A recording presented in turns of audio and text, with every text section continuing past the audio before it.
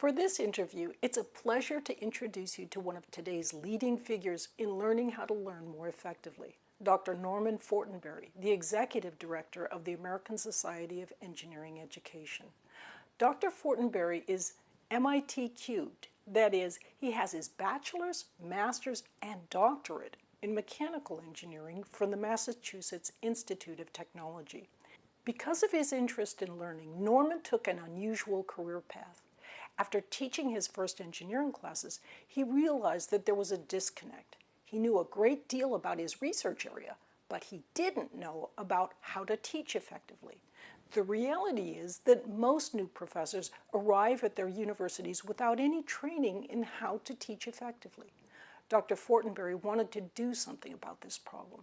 His work at the National Science Foundation and the National Consortium for Graduate Degrees for Minorities in Engineering and Science have helped create a whole network of support for faculty in science, engineering, math, and technology who want to help students learn effectively. In this interview, we'll get some practical ideas from Dr. Fortenberry on how you can most effectively approach your studies. Thank you so much for being here, Dr. Fortenberry. I'm just so impressed. I have to ask you, here you are, you landed at MIT, which is one of the top educational institutions, at least technologically speaking, in the world, and you successfully climbed your way up the ladder all the way through to get your PhD. Let's cut past the generalities and get to specifics. What were some of the most worthwhile tricks and approaches that you used to help you study and learn most effectively? Yeah, well, MIT is a very good institution, and not just technologically. For example, it has one of the top political science departments in the world. But that said, the techniques that I pursued, the first and foremost was to recognize that what worked in high school will not work in college. In high school, you're taught to do, actually in most of pre-K, you're taught to do your own work, study alone, etc. That is deadly. In college, at least in engineering schools, the expectation is that you're part of a group. The expectation is that there are course notes and course Bibles that are all over campus. There's an expectation that you have access to resources that if you don't have access to, you're in deep trouble. So you have to make sure that you live up to that expectation by making the connections to the people who have the resources that you need to succeed. The key lesson in collegiate study, at least in engineering school, is you are part of a team. And if you don't have a team, you find a team. If you are a team, you maximize the team. But you have to be part of a group. Engineering is a team sport. You know, all the stereotypes are about the lone engineer, the lone programmer, but it's a team sport, and you have to find your team as quickly as possible and make sure that the members of that team are very serious about their studies as well. Okay. Your competition at MIT included some of the top students in the world.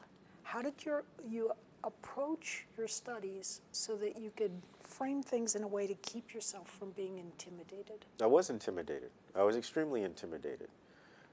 What it took was reminding myself and having others remind me, my peers, some of the administrators, to remind me that I didn't suddenly become less smart once I got to MIT. There were some extremely bright people, but I was one of those bright people. And that I needed to build a community of support around me. I gave support, I received support.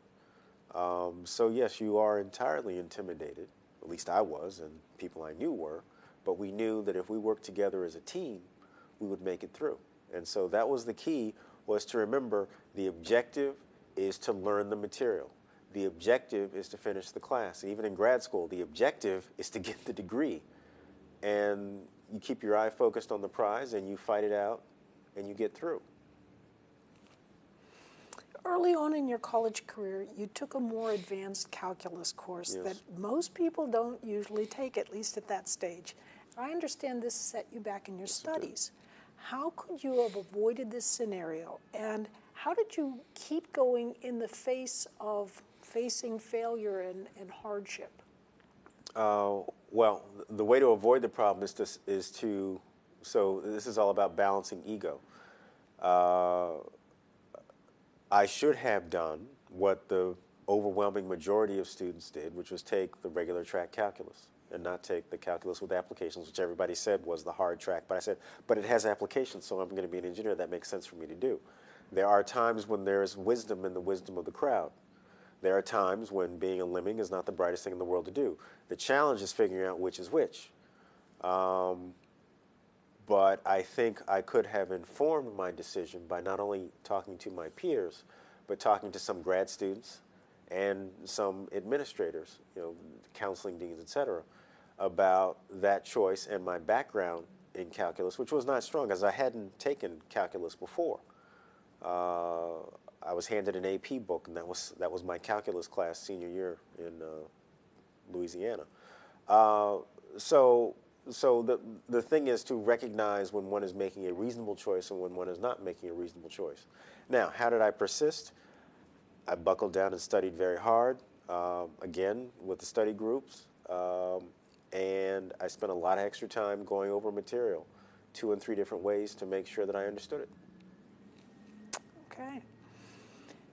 So what do you do to help prompt sort of what we call diffuse mode or neural resting states, the fresh perspectives you get from those kinds of states in your research and your work? How do you prompt those? Well, I think it's very important, the point that you make. One of the stories that I tell people is that, it's okay to keep your nose to the grindstone. There are plenty of people, at that point talking about MIT, plenty of people walking around with no noses. But if you keep your nose to the grindstone too long, you begin to cut into brain, and since brain is what you're trying to use, that's counterproductive. So it is important to take a break. My breaks involve total mental turnoff. I read cartoons in the newspaper. I watch cartoons on television.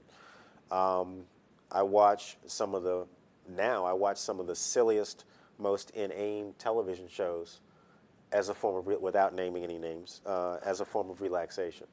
That allows me to turn off my conscious brain. Your unconscious works. It's a lot like taking a nap. There's so many things coming at you and pushing on you that you have to redirect your focus in order for your brain to work on background and come up with the answer. So I do things. Some people exercise. I used to exercise more. I need to exercise more. But I do things that shut my brain down in different ways. Well, we share a little. My guilty pleasure is I love to read the National Enquirer. That would work too. Many of our viewers have brothers and sisters and friends who are trying to learn new things. So reflecting back on your own childhood and even your work today, how have other people helped you in your learning? And did people sometimes help you perhaps by not helping you? And do you have any practical suggestions for our viewers who are trying to learn how to learn? There's very practical guidance on learning how to learn in any number of publications and online in terms of a systematic process for acquiring information.